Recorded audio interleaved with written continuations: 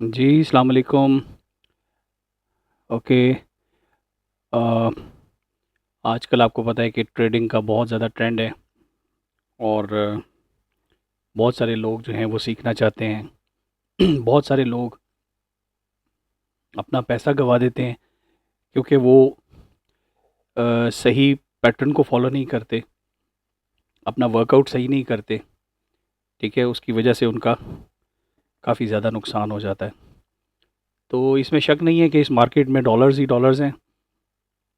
और अगर आप मार्केट स्ट्रक्चर को समझ लेते हैं और स्मार्ट मनी कॉन्सेप्ट को समझ लेते हैं और उसकी प्रॉपर प्रैक्टिस करते हैं, इससे पहले कि आप लाइव अकाउंट को रन करें, आप मार्केट स्ट्रक्चर को समझ के, बैक टेस्टिंग करके, डेमो ट्रेडिंग करके, फॉरवर्ड टेस्टिंग करके आप वैलिडेट करते हैं तमाम चीज़ों को और उसके बाद मार्केट में एंटर होते हैं, तो इसमें शक नहीं है कि आपकी प्रॉफिटेबिलिटी बहुत बढ़ जाती है।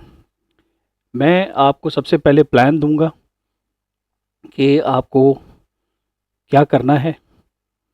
फिर उसके बाद आपको मार्केट स्ट्रक्चर के बेसिक्स और स्ट्रेटजी समझाऊंगा। ठीक है, तो इसमें सबसे पहले प्लान के ऊपर बात करते हैं। तो आपको सबसे पहले ट्रेडिंग व्यू और एक्सनेस में अकाउंट खोलना चाहिए।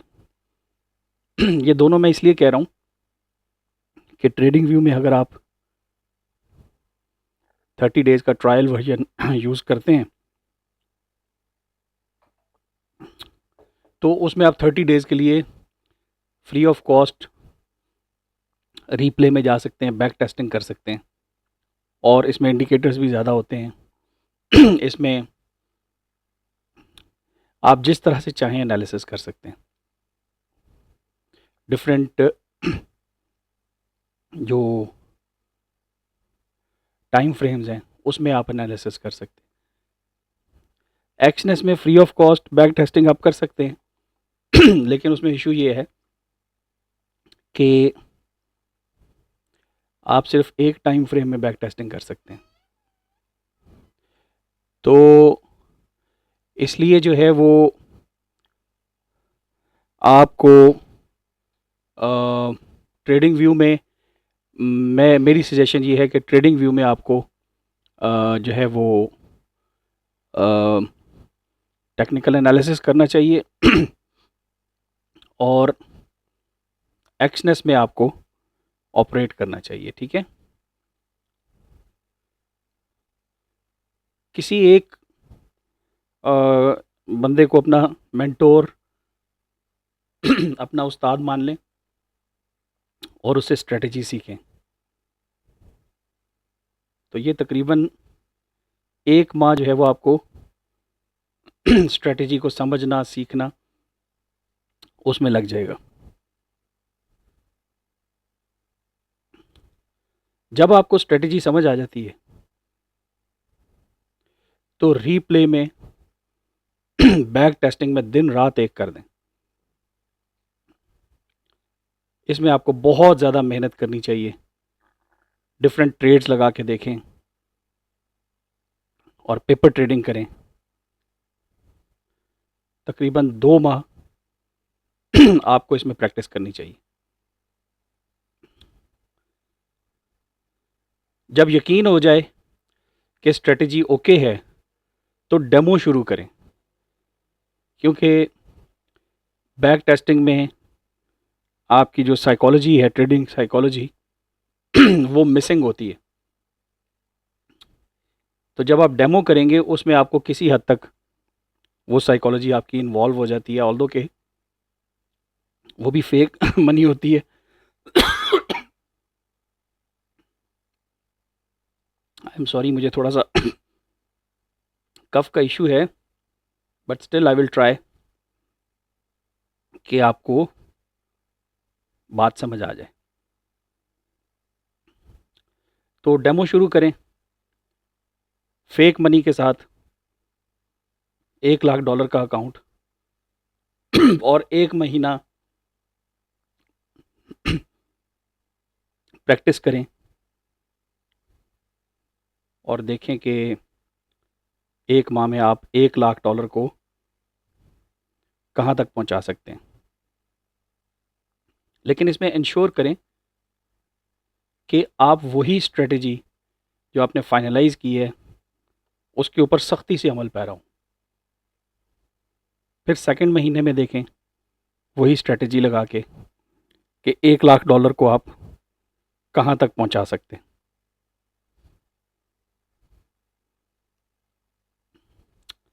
कम से कम 1,10,000 करें 1 लाख के अकाउंट को तो 10% आप प्रॉफिट कमाएंगे। और कोशिश करें कि आपका अकाउंट जो है वो $94,000 से नीचे ना जाए, यानी 6% से ज़्यादा लॉस ना करें। दूसरे माह में भी यही प्रैक्टिस करें। 6 माह ट्रेनिंग के बाद $1 लाख का प्रॉप फंडिंग अकाउंट ख़रीदें। वो $500 का होगा या $1,000 का होगा, ठीक है। वो प्रॉप फंडिंग अकाउंट, ये डिफरेंट फर्म्स होती हैं, वो आपको एक डेमो अकाउंट देते हैं और आपको कहते हैं कि आप हमें कमा के दिखाएं। तो आप उनको इसी तरह से 10%, 8% इतना प्रॉफिट कमा के दिखाते हैं। फिर दूसरे महीने में अगेन वो आपको टास्क करते हैं तो 2 माह में आप उनको प्रॉप फंडिंग फर्म को कमा के दिखाएं। उसके बाद वो आपको $1 लाख का या $2 लाख का अकाउंट आपको दे देंगे और आपको कहेंगे कि आप ट्रेड करें। उसमें से 30% वो रखेंगे, 70% आपका होगा। यानी अगर आपने $10,000 कमाए तो उसमें से $3,000 उस फर्म का होगा, $7,000 आपका होगा। तो ये ईजीएस्ट रास्ता है तेज़ी से इस मार्केट में एंटर होने का। आप यकीन माने कि इससे कम टाइम में इस मार्केट में सक्सेसफुल होना तकरीबन नामुमकिन है। बहुत ही कोई एक्स्ट्रा जीनियस हो तो वो इससे कम टाइम में कर सकता है। इसका स्क्रीनशॉट ले लें और इंश्योर करें कि आप इतना टाइम ज़रूर प्रैक्टिस करें। एक बात याद रखें कि ये ट्रेडिंग मार्केट आपके पैसे आपकी जेब से निकाल कर अपनी जेब में डालने के लिए बनी है। प्रैक्टिस के बगैर कभी भी असल पैसे पर ट्रेडिंग ना करें। ये मेरा बरादराना पैगाम है आप तमाम लोगों को। अब मैं आपको स्ट्रेट वे चार्ट्स के ऊपर लेके जाता हूं।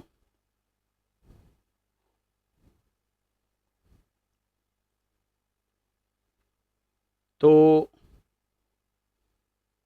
बेसिक्स पहले मैं आपको थोड़ी सी समझा दूं, क्योंकि मेरी जो बेसिक्स वाली वीडियो है उसके ऊपर लोगों का ये मैसेज था कि वो जो है वो उसमें आवाज़ का, साउंड का कुछ प्रॉब्लम था। अभी मैं कोशिश कर रहा हूँ कि साउंड क्लियर हो विज़न क्लियर हो और आप सब लोगों को बात समझ आ जाए, ठीक है। देखिए, मार्केट हमेशा एन वेव में मूव करती है। Low high, higher low, higher high, higher low, higher high, higher low. इस तरह से ये मार्केट मूव करती है। ये इसको एन वेव कहते हैं, ठीक है। इसको हायर लो इसलिए कहते हैं कि ये लो इस लो से हायर होता है। इसको हायर हाई इसलिए कहते हैं कि ये हाई इस हाई से हायर होता है। इसको अप ट्रेंड कहते हैं, और जो डाउन ट्रेंड है उसमें high low, lower high, lower लो, लोअर हाई, लोअर लो, लोअर हाई, लोअर लो। तो इसमें प्राइस नीचे जाती है लेकिन इसी तरह से एन वेव्स बनाती हुई नीचे जाती है। इसको हम डाउन ट्रेंड कहते हैं। एक कंसोलिडेशन होती है, कंसोलिडेशन में मार्केट साइडवेज जाती है और इसका मकसद लिक्विडिटी जनरेट करना होता है। कुछ लोग यहाँ पर बाय करते हैं, यहाँ पर उनके स्टॉप लॉसेस होते हैं। कुछ लोग यहाँ पर सेल करते हैं, यहाँ उनके स्टॉप लॉसेस होते हैं।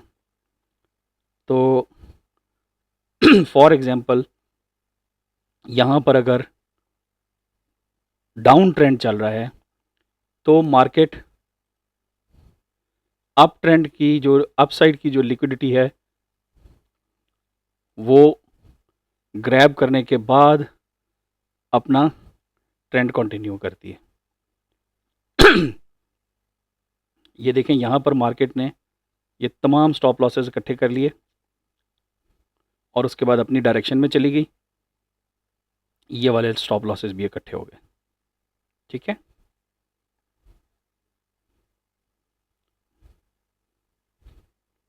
तो अभी आपको ये पता चल गया कि अप ट्रेंड क्या होता है और डाउन ट्रेंड क्या होता है। ये ट्रेंड जो है वो तमाम टाइम फ्रेम्स में होता है। डेली में भी, 4 आवर में भी, 1 आवर में भी, 30 मिनट, 15 मिनट, 5 मिनट्स, हर एक में होता है। ठीक है, तो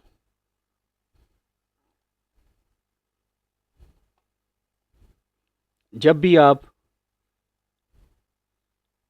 मार्केट में एंटर होते हैं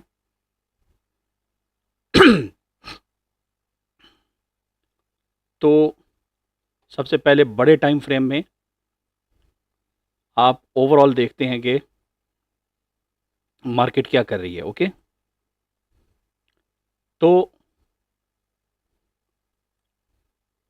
अगर आप यहाँ पर देखें डेली टाइम फ्रेम में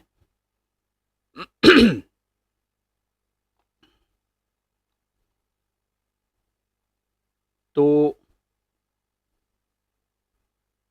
ये आपको एक स्ट्रेच नज़र आ रहा है।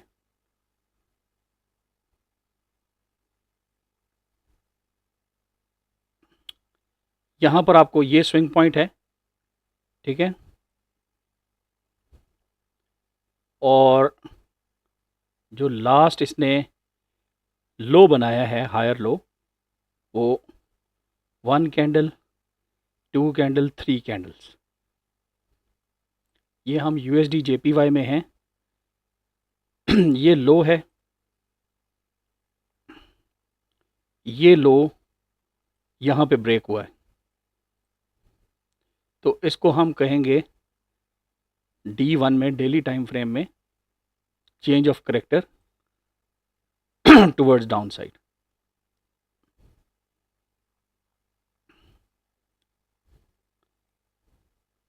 अब अगर आप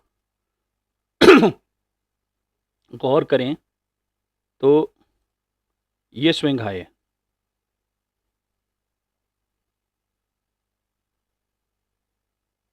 ये स्विंग हाई है, इसको हम D1 swing high for down trend कहेंगे। अब यहाँ पर क्या हुआ कि इसने लो बनाया, उसके बाद 1 कैंडल, फिर 2 कैंडल और फिर 3 कैंडल। ठीक है, तो ये इसने स्ट्रक्चर बना दिया यहाँ पे।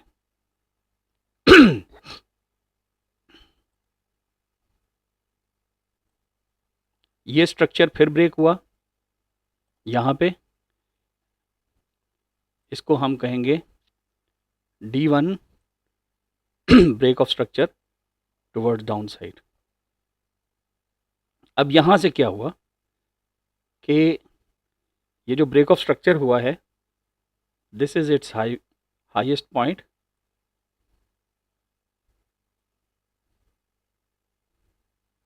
यहाँ पर ये स्ट्रक्चर ब्रेक हो गया, ठीक है।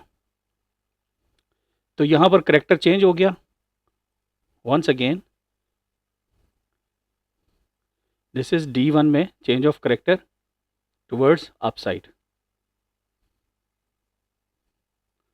उसके बाद मार्केट यहाँ पर इसने ऑपोजिट डायरेक्शन में 3 कैंडल्स नहीं बनाई, यहाँ पर 1 और 2 कैंडल्स हैं, यहाँ पर आपको 3 कैंडल्स, 1, 2 और 3 कैंडल्स मिल गई। अब ये जो स्विंग पॉइंट है, ये स्विंग पॉइंट भी ब्रेक हो गया। ये स्विंग पॉइंट यहाँ पे ब्रेक हो गया। इसको हम कहेंगे D1 ब्रेक ऑफ स्ट्रक्चर। अब ये आपका स्विंग लो है, ये स्विंग लो है, this is D1 swing low for up trend, ठीक है।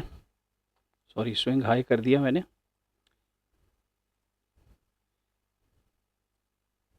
Swing low, okay. अच्छा, यहाँ पर ये जो है, ये D1 swing high for the up trend.